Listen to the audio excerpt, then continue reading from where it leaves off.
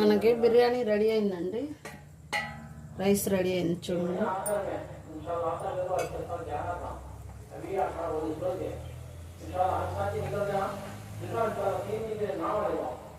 మా ఛానల్ కన్నా మీకు నచ్చినట్టయితే లైక్ చేయండి, షేర్ చేయండి, సబ్స్క్రైబ్ చేయండి. కొత్త వాళ్ళు ఎవరైనా చూస్తే వాళ్ళు కూడా సబ్స్క్రైబ్ చేసుకోండి ప్లీజ్ ఫ్రెండ్స్. లైక్ మాత్రం చేయండి, లైక్ చేయకుండా ఉండమాకండి. మనకు రైస్ రెడీ అయిపోయిందండి. ఇది